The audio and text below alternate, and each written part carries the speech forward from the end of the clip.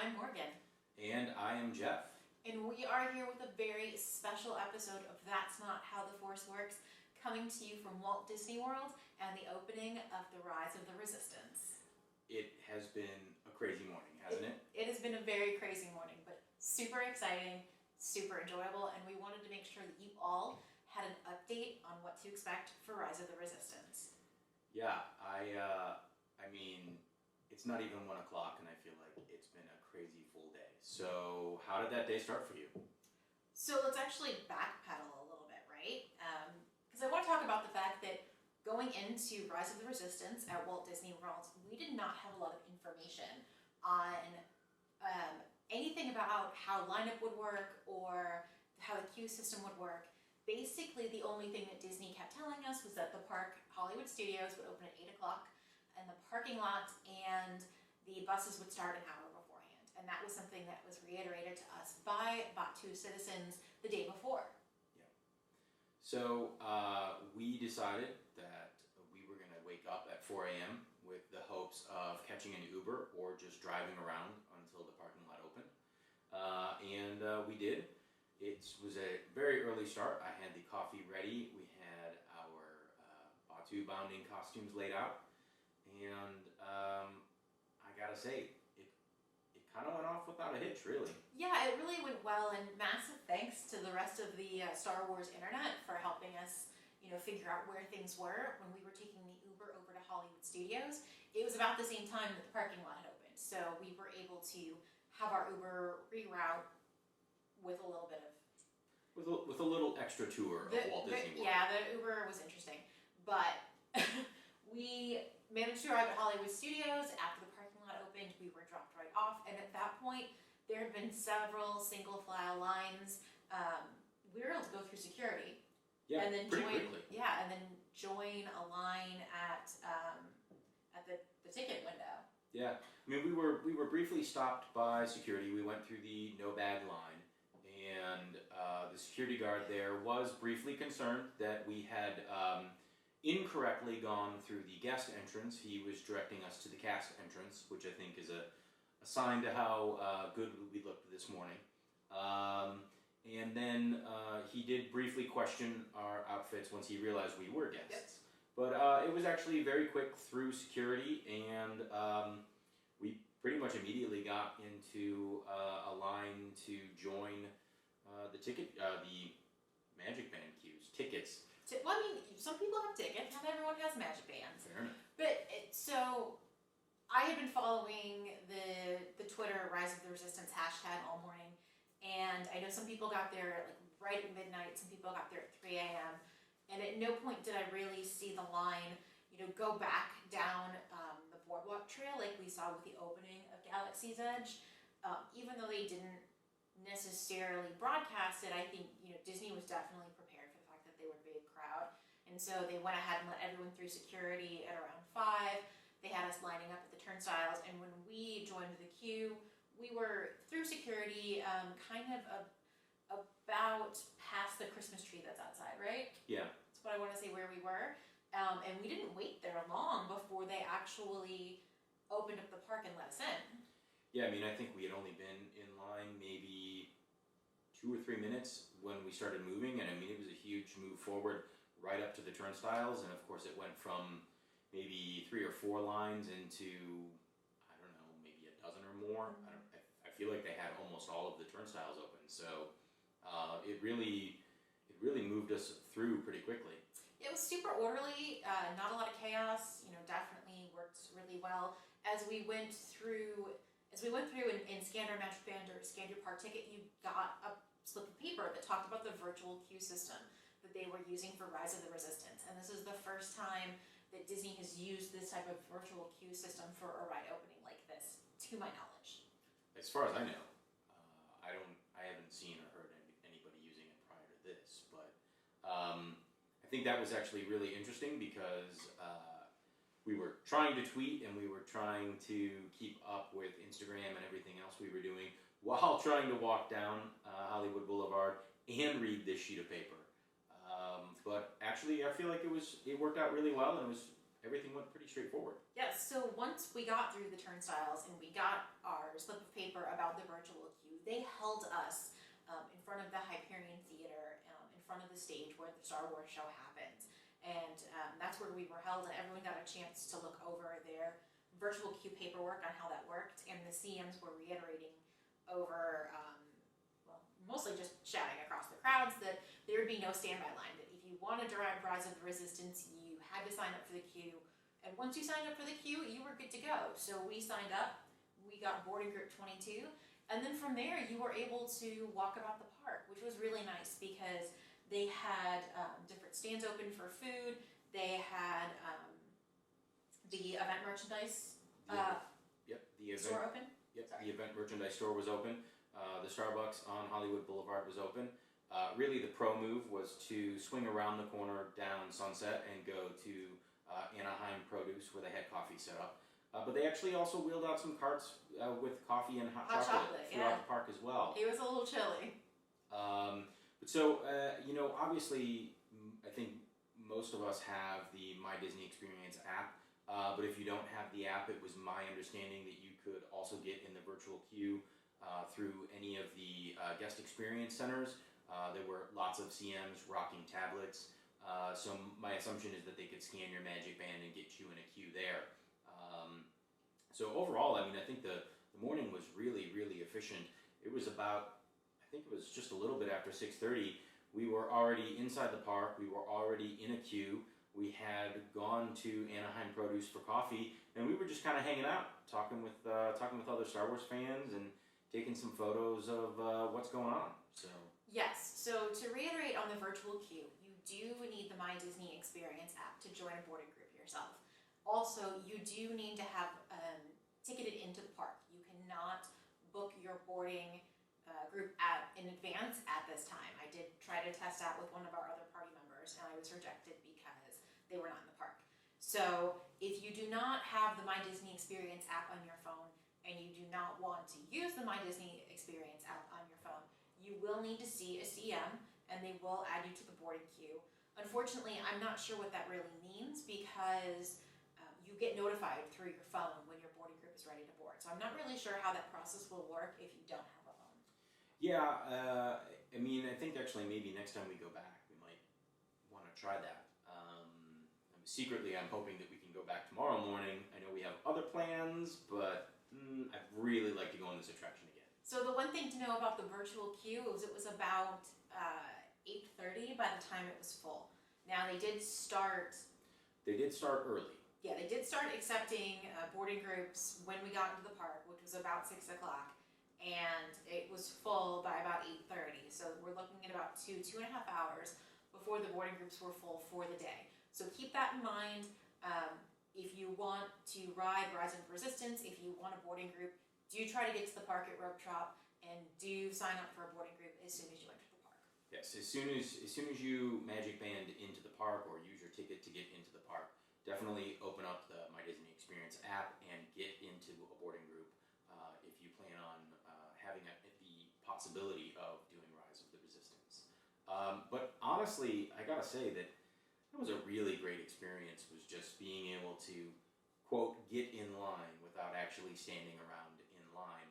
And it's a really, it's a testament to Disney's ability to come up with new and interesting ways of both making your line experience better, but also making more money.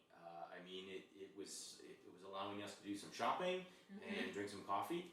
Go to Oga's, yeah. So I think you're, talking about going to Oga's, you're skipping ahead a tiny little bit. But it was what, about 6:45 or 7 that they started bringing us back? I want to say it was about 6:30. Really? It was that early? I think so. Okay, fair enough.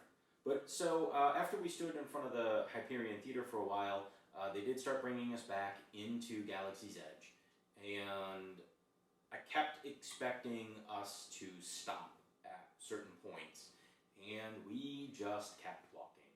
And so, what are your thoughts about going through the gateway into Galaxy's Edge this morning?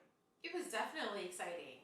You knew something interesting was on the other side, and there was a lot of anticipation about the ride, and I've kept spoiler-free, and I think you kept spoiler-free as well, so we really weren't sure what to expect, and and how they would corral us once we got there.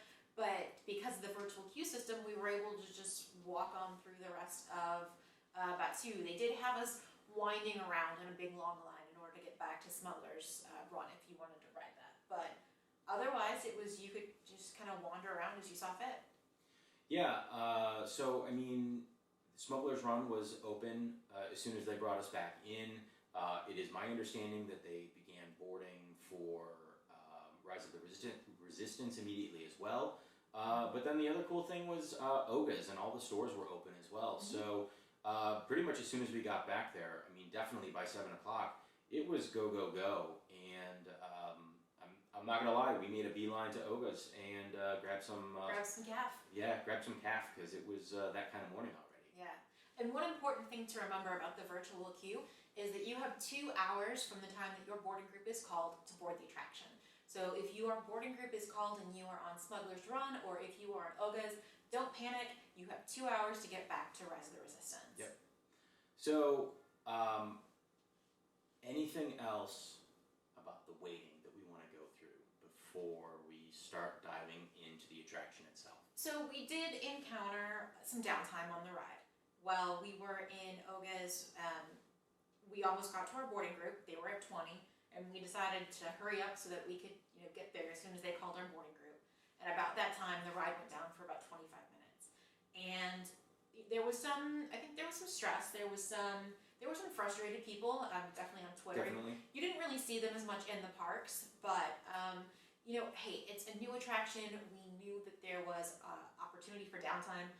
There was downtime even with the media preview, and ultimately, I felt like it was handled well.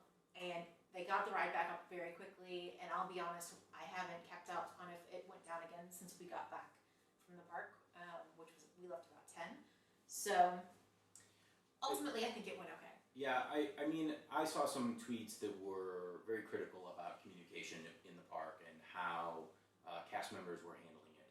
But honestly, everyone that I saw was doing their absolute best. A huge shout out to the cast because yeah, definitely.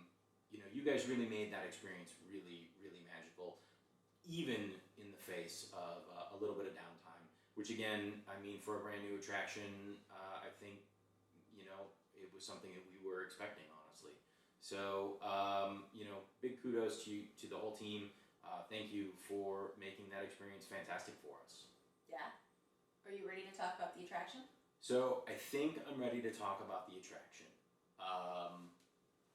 I just want to warn people that there will be spoilers from this point. So if you are trying to stay spoiler-free on Rise of the Resistance, you probably want to hit pause here or skip this video and take all the information you learned and head to Hollywood Studios. Absolutely. So once again, we are going to be talking about spoilers. If you don't want to know how the attraction plays out, now's the time to leave. Yeah. So with that said, what was your feeling when you got that notification that our boarding group was called? I was super excited. By that point, like I said, we had been delayed, so it was like, oh my gosh, it's time to board. And the whole process was mostly smooth. Obviously, there was a little hiccup with my Magic Band, but we were able to use my annual pass. But once we got in line, it was super exciting, especially just not knowing at all what to expect. And from the second you get in the queue, you're just in. Yeah, so I will say that once we were in the queue, my exhilaration level was just through the roof. Walking down the row of Batu citizens to check in, my heart was racing, and then we start walking along a path into a cave, and it was like you said, you have no idea what's coming, and it was absolutely thrilling. So one of the big questions that I kept getting on my Insta stories was, how long is the queue once your boarding group is called? And I'll tell you this, that you probably only have 10 to 15 minutes at most in what I would consider a traditional queue. before you get thrown into the first part of the story. And then you are immersed in both the story and kind of a queue at the same time, but it really keeps you engaged. And overall, start to finish, the ride is about 28 minutes long. And that's inclusive of some of the wait times between scenes. Yeah, I mean, and I think that's one of the things that Disney continues to do really well with their attractions is make their waits seem a lot less like a wait. Mm-hmm. You know, as Morgan mentioned, we walked through the Resistance base. We walked past some equipment and some ammunition, and then some flight suits before we walk into the command center where we meet the star of The Force Awakens, BB-8. Were you expecting to see him? I was not expecting to see him, although I really should have been, given that we're in the Resistance base. So you walk in, you go through this cave and you end up in the Resistance base, and you encounter some Resistance fighters who are kind of directing you through the base, and then you go into this closed room where BB-8 is communicating with some other members of Resistance, Num and Toe, and Lieutenant Beck. And then you get a transmission from Rey, basically telling you, why you're needed for the Resistance, and that you're going to go on a mission, and basically what the mission is all about. So, if you haven't already heard, Lieutenant Beck is the new character. Lieutenant Beck is a Mon Calamari officer within the Resistance. He is serving as the communications officer on your mission, and I thought he was pretty cool looking. I mean, obviously, Num is a long time rebel and Resistance fighter, so it was also fantastic to see he is back in action as well. But honestly, yeah, I mean, I wasn't expecting to see BB-8, but I wasn't surprised when he appeared. I have to admit that I was expecting to see Rey, Mm-hmm. and I was glad to see that she showed up as well. But I really wasn't ready for the fact that they were going to bring Finn and Poe into this mission as well, and that was pretty cool. Everybody was there. Yeah, the whole band was together, which was really nice. So after this scene was one of the first really big jaw drop moments for me, and that's when they shuttled us out of the sort of the mission room, and you go back outside, and there is Poe's black X-wing and a Resistance transport, much like you see Leia come in on in The Force Awakens, and it was so cool. And so yeah, you're in this command briefing room, and the door opens, and my heart's racing again, just reliving that experience. I said a bunch of expletives that I'm not going to say now, but yes. It was truly powerful just seeing that door open and the transport and the X-wing. I mean, I don't know what I was expecting. I had stayed very, very spoilers free, but never in my wildest imagination would I have told you that you were going to walk through a base and then go outside onto a landing pad where you were going to see two Resistance ships in real life. Yes. That was amazing. It was so crazy. And then you board, you could have just easily walked past these two ships like they were just props, but you actually board the Resistance transport where you are going to be going off into your mission. Yeah. Right? Yeah, and so, the transport door opens up and your group loads in. I mean, it was about 20, 25 people maybe? Mm-hmm. Yeah, I would say, so you basically stick within a group in multiple stages, and the group may not always be the same, but you do kind of get pushed into groups. So as you're on the Resistance transport, you're meant to be going to the new location of the Rebel base because Batuu is no longer safe from the First Order. Correct. And in doing so, you get intercepted. So this is absolutely true. I'm going to take one step back. So I think the most amazing thing about this Resistance transport is it's not that different from the First Order transport that you see at the beginning of The Force Awakens with all those stormtroopers.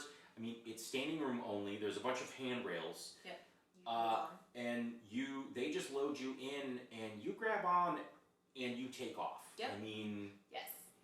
Poe and 2 other X-wings are our escort, and the transport just lifts off from the ground and flies up into orbit. And let me tell you, that was another one of those amazing. I just keep using the term exhilarating for this entire experience, but I mean, at every turn, everything just kept getting more jaw-dropping. Yeah, it was awesome. Like you feel like the liftoff, you feel like you're flying, and then when you eventually, you feel as there's gunfire, there's battle going on around you, you kind of feel a little bit of shaking from that, not too much. And then suddenly it's a very smooth ride because you are intercepted by the First Order and you are caught in a tractor beam. And you feel that smooth transition to the ship no longer being in the control of the Resistance. So the 2 of the escort X-wings end up getting destroyed, and Poe jumps away to light speed. He promises that he's going to be back with help, but for the time being, you are caught in a tractor beam by the First Order, and whether you're looking out the front viewport or the rear viewport, you notice that you are being pulled into a First Order Star Destroyer, and you land in one of their hangar bays. And you land in the hangar bay, and the same door that you come in is the door you go out, and you have some First Order officers who come in and basically call you, Resistance scum and force you out, and then you are out in the hangar bay of a First Order Star Destroyer, and there are just rows and rows. There's a whole troop of stormtroopers, and you've got the whole window looking out into space, and you see another Star Destroyer, and you see TIE fighters, and it's just jaw-dropping. I know my jaw dropped. I saw other people just gasp. It's incredible. So, I'm going to use that word again. You're pulled out onto this hangar bay, and again, it's just exhilarating because there's just a wall of stormtroopers right there, and you're looking out the hangar bay at another Star Destroyer and TIE fighters flying by. I mean, it truly was just amazing, the scale of this room, and it's about as close to being on a Star Destroyer as I think I will ever be, or perhaps maybe ever want to be outside of the next time that we get to go on this. So I think the thing that really amazed me was just the nuances of, I'm assuming the stormtroopers are audio animatronic, because I really don't think Disney hired actual people to stand there all day. But certainly not in that quantity. But the nuance of the movement, to the point where I heard other people go, wait, is there someone in that suit? Is that an audio animatronic? There's subtle shifts, there's subtle head turns, things that really make it feel like these are real people, real stormtroopers, not audio animatronics, just completely believable. Yeah, absolutely. And I think the other amazing part about how immersive this was is because it was opening day, because there had already been a few hiccups with the ride system, there were a lot of Disney cast, especially managers and other things, kind of buzzing around, and yet they didn't really detract from the immersion of the experience for me. I mean, it just was kind of like maybe they just were there too, and somehow they had bartered with the First Order to be able to hang out in the corner. So one of the funny things I felt about the First Order officers was that, when Disney picks their cast members to travel to Batuu, to become Batuu citizens, they pick the best of the best. And you could tell some of the First Order officers hadn't been with the First Order for long, because they kept wanting to say things like please and, politely escort you to the way that you were supposed to be going. Most of them caught themselves, but it was very, very funny because you could see that they were trying to find that border between, gruff First Order officer and the traditional, Disney customer service. That's one of the things that happened to us was one of the cast members actually bumped into me. and she immediately profusely apologized. She just wasn't paying attention, and I leaned in and I was like, I feel like for for someone that you just captured, you're being a little too polite. And she quickly smiled and laughed a little bit, but then immediately got back into character. Yeah. And so it was just it was a nice little experience. But again, I think it's so foreign for people who have spent a long time trying to be as nice as possible to now have to be a little bit rude and gruff because we're technically captives and they are our captors. It was fun and interesting. Yeah. So from the hangar where you encounter all those stormtroopers, you do encounter a little bit of a wait again. So you walk down a hallway and then you're sorted into groups for your interrogation. And that is a small wait time. I wouldn't say it was any longer than maybe 5 minutes in total. I would agree with that. I mean, the hallway is probably about 50 feet long. There's a little zig and zag in there, but for the most part, it moved pretty smoothly. And then they really disperse you into groups really quite quickly. So you'll get racked and stacked into colors. Remember your color, very important. They will tell you this, but remember your color because it will come into play later. It's very important. People that were in our group did not remember their colors so well, so it really kind of caused a slowdown. So when you get a color, remember your color because your color is important. Well, I mean, your color will translate to the car row that you get into later when you get into the actual attraction vehicle. And if you don't remember your color and you get into the wrong vehicle, which is what happened to some of the people in our group, it causes a lot of confusion because then people aren't sitting in the right seats and then they don't have enough seats for everybody. And so I think the most difficult part about that is that you do actually need to remember your color for like 3 or 4 minutes because there's a part of the attraction first before that. So let's actually just go there. Yeah, so after you're sorted into your color, you are entered into the interrogation room and they tell you very specifically to not touch the walls or get near the walls. Very much like the Haunted Mansion stretching room in that regard. Yes. And then you are confronted by both Hux and Kylo Ren. Which actually was really amazing, and you really felt the intensity of the two of them there. They're looking down on you from an observation booth above the detention room that you're in, and this room is kind of claustrophobic, and again with no idea of what's going on. It was dark and scary. Yeah, also like the blurring between like graphics and audio animatronics. Like there were some times when I was like, is that an audio animatronic? Is that a graphic? Like, is that a screen? So that was cool because you didn't really know like how close Kylo actually was to you in those cases. But then, so he basically tries to extract the location of the rebel base from you and he is unsuccessful. And then another reason why you can't touch the walls is because then there is like blaster fire, a welding that comes through as the resistance comes to your rescue. Yeah, so Hux gets a comm communication saying that they are needed on the bridge, and Kylo says, "We'll return to interrogate you further." And then the resistance operatives that are already on board the Star Destroyer cut through the wall and rescue you. Yep, and this is why it's important to remember your color, because then you are loaded onto the ride vehicle, which has been commandeered by the Resistance, and then you begin the ride portion, which is really all about the escape from the First Order. Yeah, I mean, and these ride vehicles are pretty cool.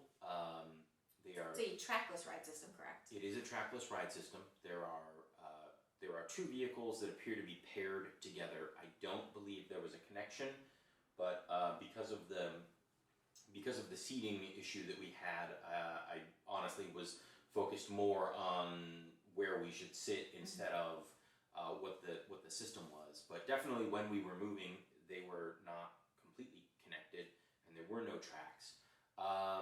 But you'll get into one of 2 different cars. There are 2 rows with 4 seats in each car, and then your resistance operatives say good luck and may the force be with you, and they send you on your way, hopefully to an escape pod.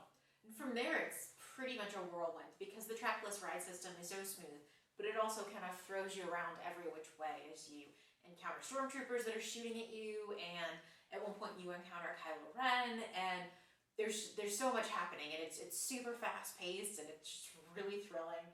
At one point you enter a room with AT-ATs, and it's just crazy. There's just gigantic in front of you, and you're in this little car, and it's really amazing.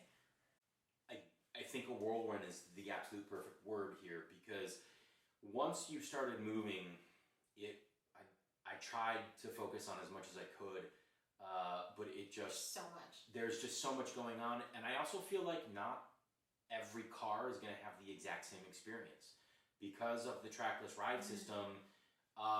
Your car might swerve a little different. Again, I could be wrong. We've only ridden it the one time, but I certainly feel like the other car that was in our group had a similar but not the exact same experience. So you might see different angles, you might see different things. Yeah, because they would throw us in two different directions. And at a point, we end up in an elevator. The elevator takes the car up to the command deck, where again we see Kylo Ren and Hux. Go ahead. I don't remember if that's before or after we're in the room with the AT-ATs, and Finn is laying down some cover fire for us. The audio animatronic of Finn is just amazing. If it really looks like John Boyega is just lying there in a stormtrooper suit, firing away. Yeah, I mean it was top notch there, and so again it's such a whirlwind. I know there's a point where when we're on the bridge with Hux, we see Poe's X-wing and the Resistance fleet arrive from hyperspace to begin the rescue. Yeah. And then from there we're off again, and Kylo Ren is hunting us down. He is using his lightsaber to cut holes in the wall to chase us. You'll randomly see bits of lightsaber, and you see blaster fire exploding all around you. It's just so crazy and so intense. And then at a point, the Resistance fleet actually blows a hole in the side of the Star Destroyer. And you feel the wind, you feel it colder, as if the vacuum of space is actually trying to pull you out, and this whole Star Destroyer is disintegrating around you. It's so crazy, and then the craziest moment of all happens. And a lot of people have talked about this, but I knew there was a drop, but I wasn't prepared for what the drop would then turn into. So I didn't know there was a drop until guests, a few people in front of us asked.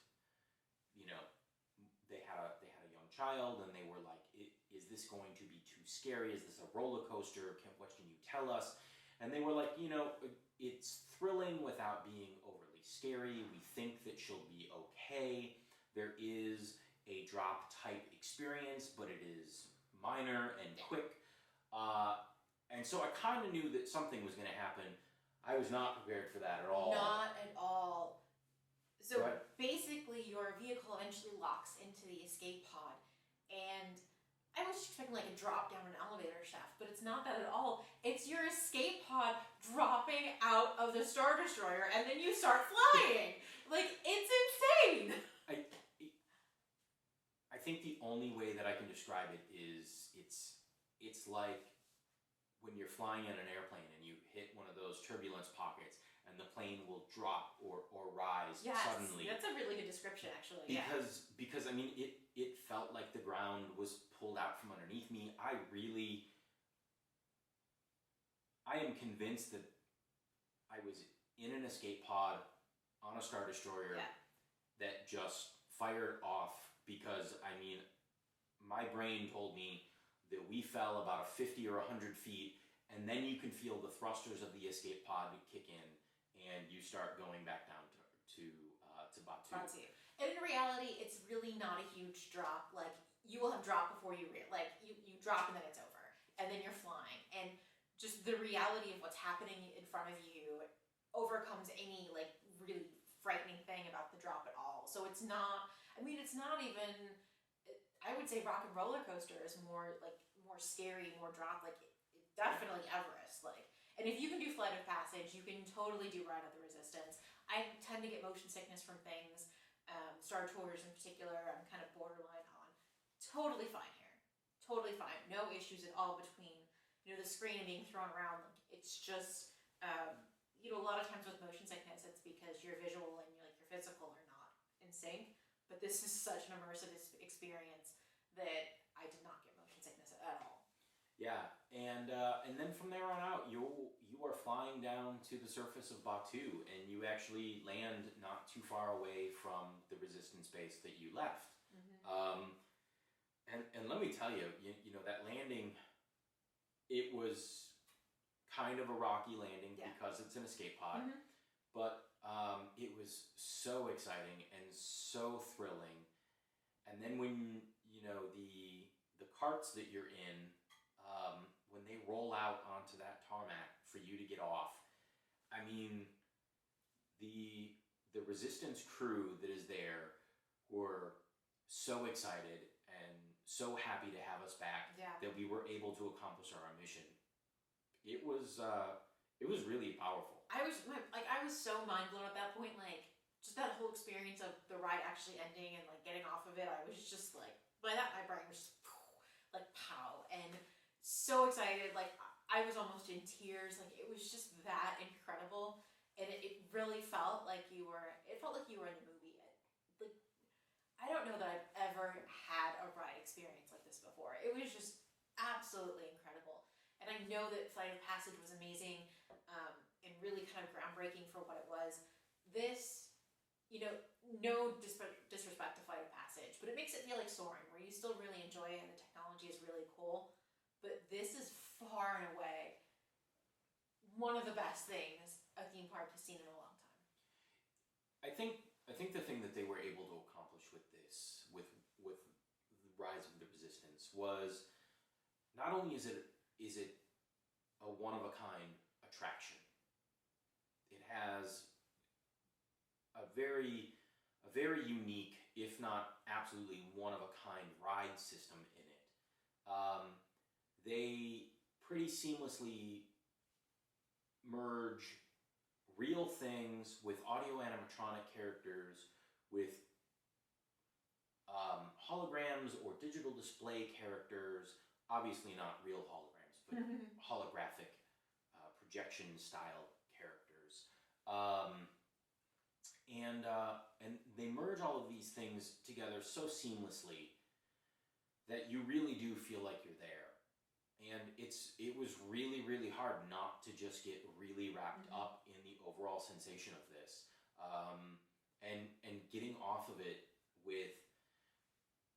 I mean, I don't know who all those people were, but there were Disney employees lining the entire exit, and they were just asking how was it. They were looking at it like, I mean, and I feel like these were Imagineers or people who were involved in the creation of this attraction, just trying to see how us, the fans, reacted to it. Yeah. And there's so much in it that you can ride it again and again and again and notice things that you haven't noticed before. And I'm really excited to ride it again, and just well done to Walt Disney World, to the Imagineers, to the folks at Lucasfilm who input on story. This is just really an incredible feat, and I'm so glad that we got to ride it. It made getting up at 4 absolutely worthwhile. Completely worthwhile. As I'm looking at the clock here, I feel like I have just enough time to edit up this podcast and get it out there and take a quick nap before we have to go to dinner. But yeah, I cannot wait to do this again. And like I said at the beginning, seriously though, we're getting up early and going to studios tomorrow morning so we can get a boarding group, right? Yes. Okay. Yeah. Because I need to ride this again before we leave. We will do that. We will do that, and we will provide more updates. You can follow us on Twitter at Forceworks Pod. You can follow me on Instagram. I was sharing a lot of updates on my Insta story. I'm at the Girl in the Galaxy. Also, stay tuned. We bought some merchandise that we are gonna do a giveaway for. Absolutely. I'm excited about this giveaway. Yeah, for the holiday, just in a very special, Rise of the Resistance merch shirt. We didn't even talk about merchandise, but there were shirts and pins and T-shirts and tumblers and hats and all kinds of stuff. So make sure that you're following the Forceworks Pod on Twitter.